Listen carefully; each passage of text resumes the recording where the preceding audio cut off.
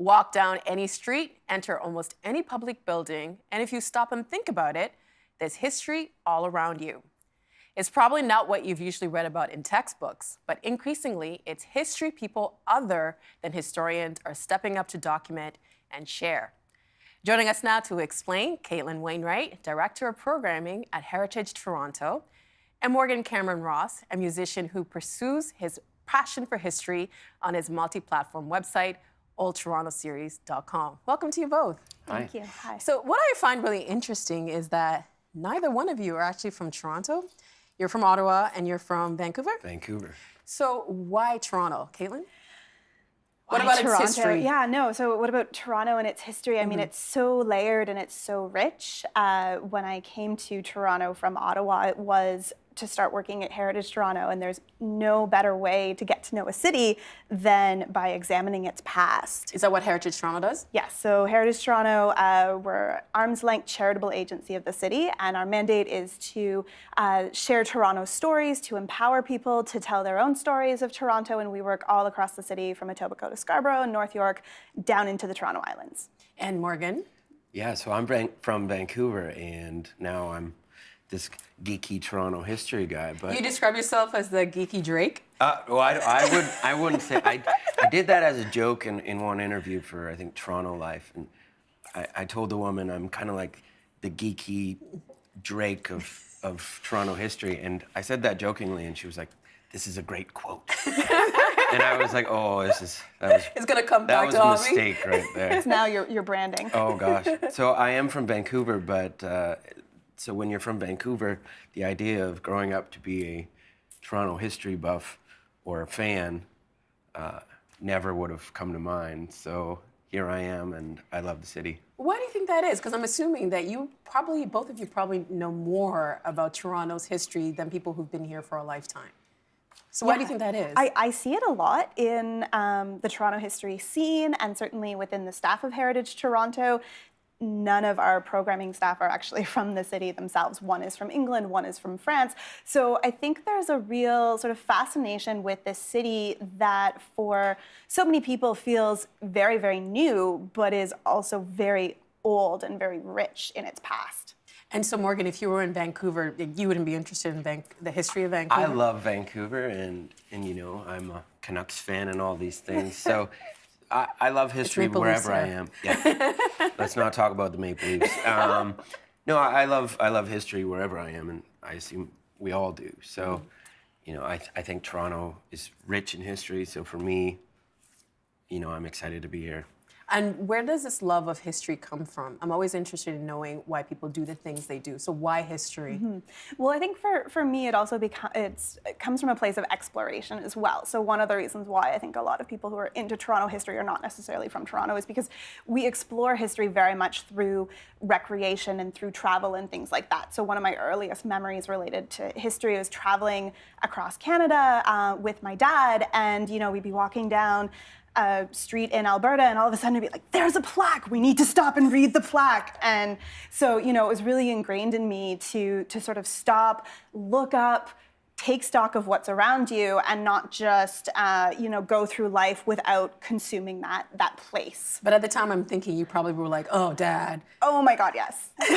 Yeah, like why are we going into the Chateau Laurier? I really don't care. I just want to go to the Rideau Centre. I just want to go, you know, okay, Parliament, great, but like, do we have to stop and read all 75 plaques on the way there? Absolutely. And Morgan, you're a successful musician. You've done okay as a musician. Yeah. So why history? Why history? Well, I was doing the music thing, and then I took some time off, and because you were successful. Yeah, well, I'm kind of the opposite. So I was a musician, and then I was like, okay, now that I'm What's older, your band? I have a band called Bellwoods, and my solo stuff, Morgan Cameron Ross. So I was doing the music thing, and then I was almost doing the music thing to allow myself to geek out in the history stuff. So I was kind of the opposite of what normally happens. Where did the idea for Old Toronto come from? There's the website? Walking my dog. So I walk my dog every single day, obviously. And all of a sudden I was thinking to myself, like, how old is that building? Or why does this neighborhood look this way? You know? So then I would go home, I'd look into, you know, what that building actually was.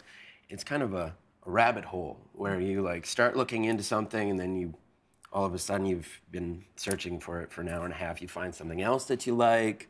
So it all started just walking my dog and thinking, like, where am I right now? And you started the Instagram account first, right? Yeah, so at first I started this Instagram account, Old Toronto, and I just did it out of, for fun. And then people started getting engaged and it started growing. I started a little video series, and then it's just kind of grown into something bigger. And speaking of a video series, we've got a clip of some of Morgan's work. Let's take a look. Today I'm talking to you about the history behind Dufferin Mall. The Dufferin Park Racetrack, also known as Little Saratoga, opened on the current site of Dufferin Mall in 1907.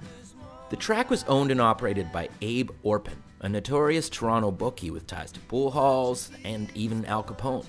The park would flourish and operate there until its closure in 1955. The surprising closure of the track was followed by the immediate construction of Dufferin Plaza, an open-air mall featuring the likes of Loblaws, Zellers, Kohl's Books, Reitmans, and Tip Top Tailors. The mall was converted to an enclosed mall, the Dufferin Mall, in the 1970s. Between 2006 and 2009, Dufferin Mall went through a major revitalization, sticking a healthy mix of attempts to gentrify the experience while also maintain the comfort of the bickering older food court patrons. And I was actually sharing with you that when I was a new mom, I would actually walk, I would spend a lot of time at Dufferin Mall, and I would see Yeah, the those bickering gentlemen. older food court patrons who are still there, rest assured.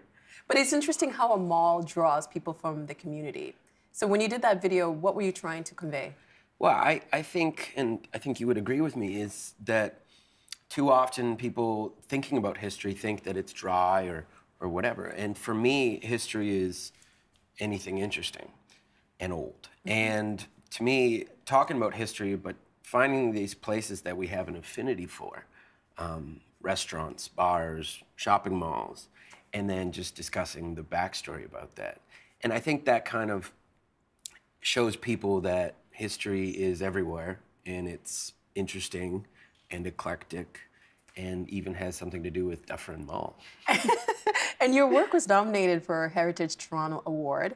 Yep. When you did the video, were you surprised by the amount of interest in your work? Definitely. So the first video I did was on Trinity Bellwoods Park, and I did it just for fun. It was cold. I brought my camera by myself. I set it up. I did all these things. I froze and went home and I put it together. I edited it all together. And then I posted it on Old Toronto on Facebook, and it got, like, I think over 1,000 shares. It was just like all this engagement. So I figured I would do another one, History of Liberty Village. And, that's been viewed hundreds of thousands of times. So I was just like, hey, what am I doing? Maybe this is something that people want to see. So kind of spiraled out of control at that point. And Caitlin, are you surprised by the success of these videos? Not at all. Yeah. Not at all. So really, what the Dufferin Mall video speaks to, what Trinity Bellwoods, what Liberty Village, and the other ones, really is this idea that history is all around and that history is layered. And the experience that you had walking through Dufferin Mall with your kids when they were little is layered on top of the stories, of it as a racetrack, and layered on top of that, is stories of the Indigenous use of the land, right? You can go back so many decades and centuries and uncover different, elements, and it's similar to, how I came to discover Toronto's history sort of on a personal level, which was as a training for half marathons and walking my dog in High Park, and similarly coming to know, what that space around me looks like and why it is that way. And I think that's what people are really interested in. And you have a degree in public history? I do. What is that? So public history is really the field of study that looks at how history is created for and consumed by the public.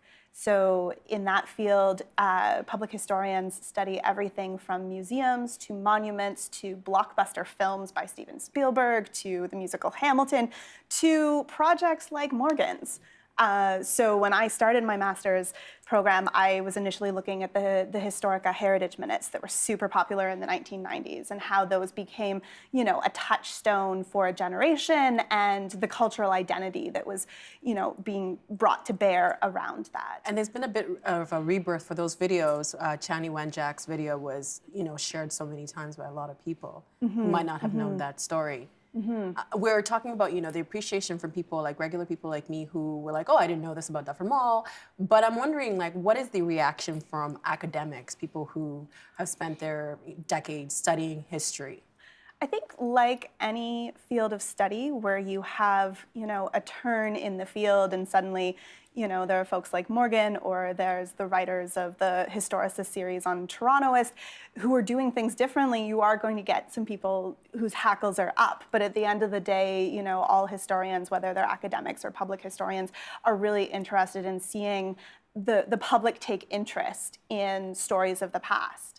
And I mean, to be fair, one of the things that historians do is that the amount of rigorous work that they do, I'm not saying that you don't do but how do you, Morgan, what is your process? How do you make sure that what you're doing is historically correct? Well, I went to school for history and all this stuff, but what you were saying is true, that there's, with any kind of topic, there's always, dissenters and people encouraging these things. So I care a lot about research, sourcing, all those things. And I'm strong in it, and I believe in the things I put out. And but you will always find pushback from, the PhD, upper echelon, people that want to see every footnote and everything like that. These things should just be a starting point to show people, look more into this. If this interests you, here's where you start. I want you to go look into it too.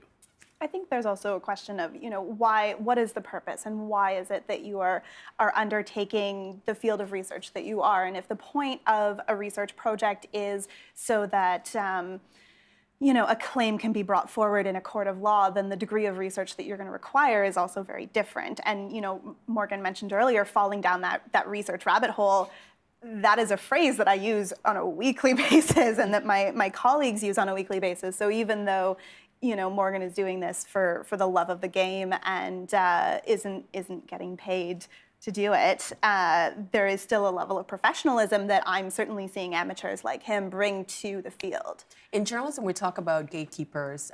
Even in the art world, a lot of young artists are using Instagram to get their work out.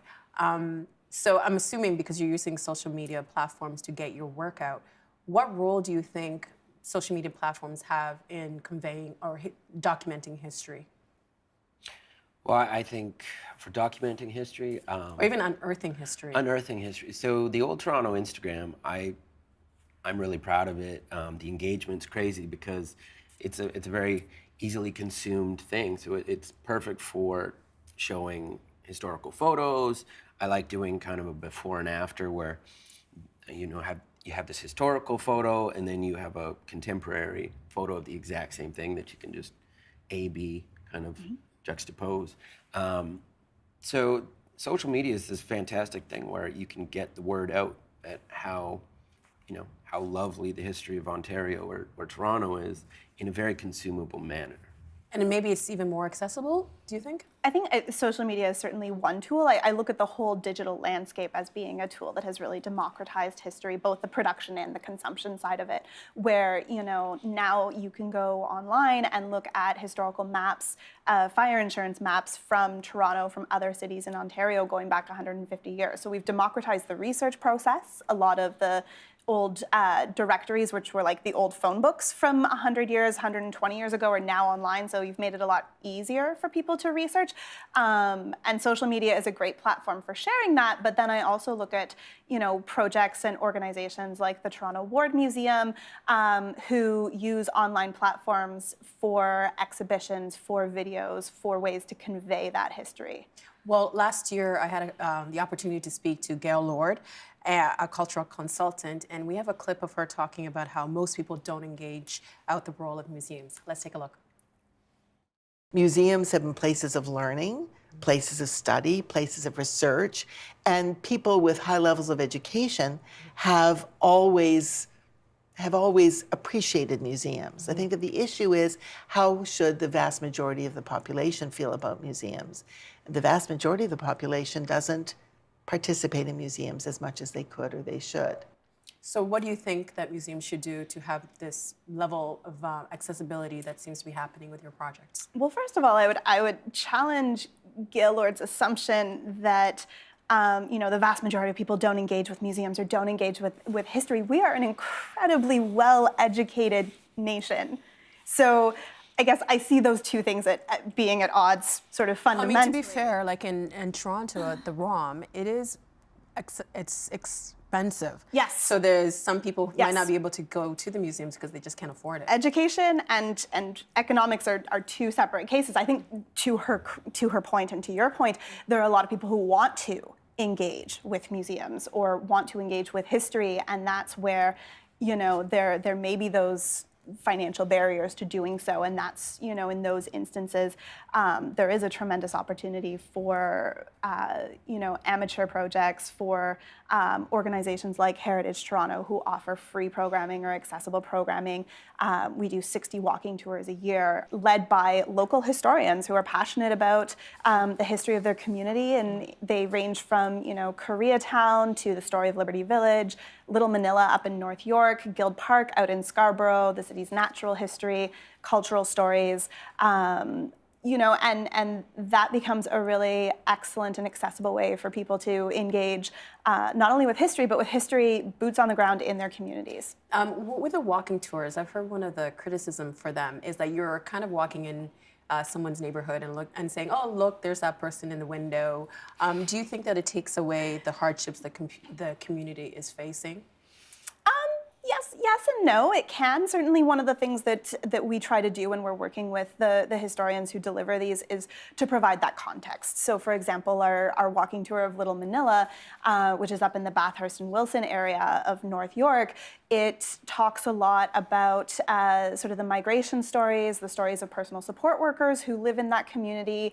There's, a great deal of time spent in the local businesses, talking to business owners. You get to try different Filipino food on the tour, and we also stop at a couple of the remittance agencies where, members of the Filipino community are sending money home to support family there. So we try to provide as much of the context as we can. And speaking of context, Morgan, we have some pictures from your site. I'd like to put them up, and then you can give us a little story about the picture. What is that? What are we looking at? Well, that's the Young Mission down on Yonge Street. First World War, I believe this one is. So there's fantastic things. So the City of Toronto Archives, the online archives, is fantastic, and it's obviously free. Just Google Toronto City Archives, and you can find, you can search your neighborhood, keywords on kind of whatever you're interested in. So, we just have this plethora of resources for free online that we can, if you're interested in your neighborhood or what school you went to or which school you didn't want to go to, you can do any of these things. There's some fantastic blogs out there. There's Taylor on History. There's all these assets that are accessible to everyone. Got some more pictures for you, if you could walk us through them. Oh, goodness, okay. So this is CNE, obviously, in the 1970s, and, I think one thing that I've noticed is when you post historical things that kind of bring people back to their youth, the engagement is nuts. The nostalgia of it. Yeah, exactly. Yeah. So what I've noticed recently is every time I post photos of anything about candy, like any old candy from the 80s or 70s or 90s, people just lose their minds. And, part of me does too, because, it brings you back. So the CNE is a perfect example of, where, hundreds of thousands of people are like, wow, I can remember when I went there that year. Yeah, that was great. We've got some more pictures.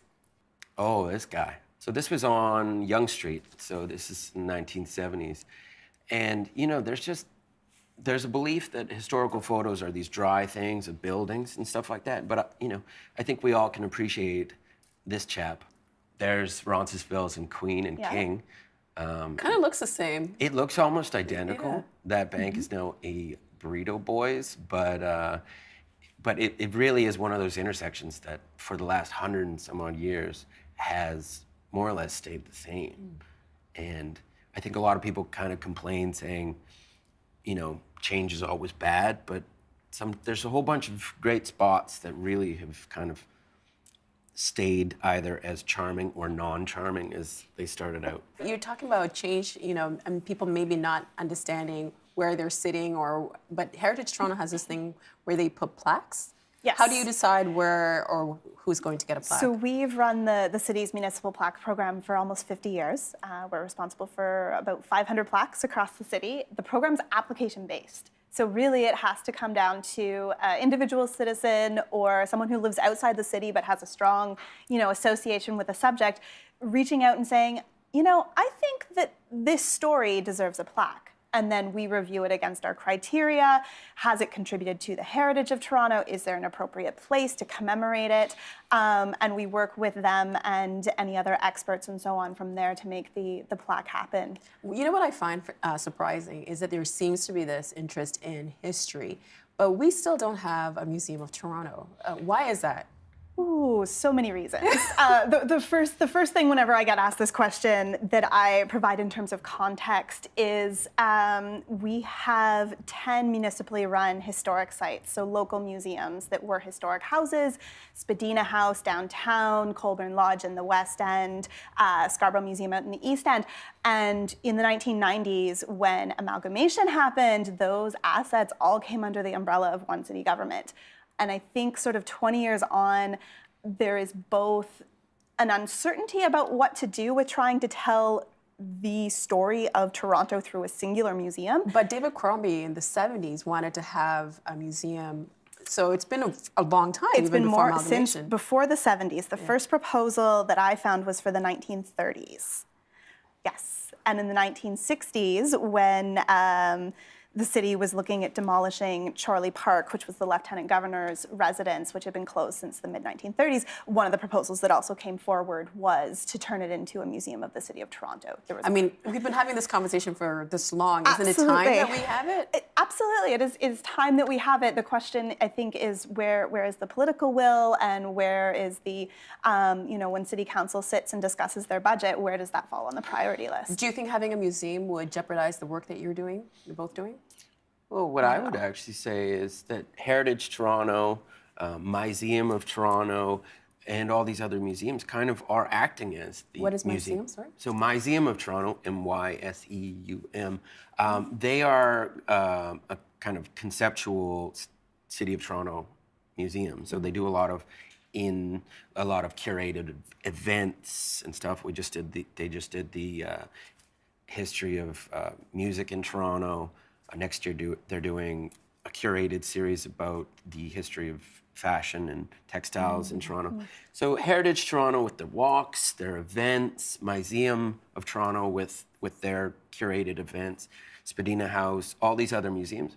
To me, we don't have a single place called the Toronto Museum, but we have all these other great assets and engaging things that really, you know, really do kind of satiate that need.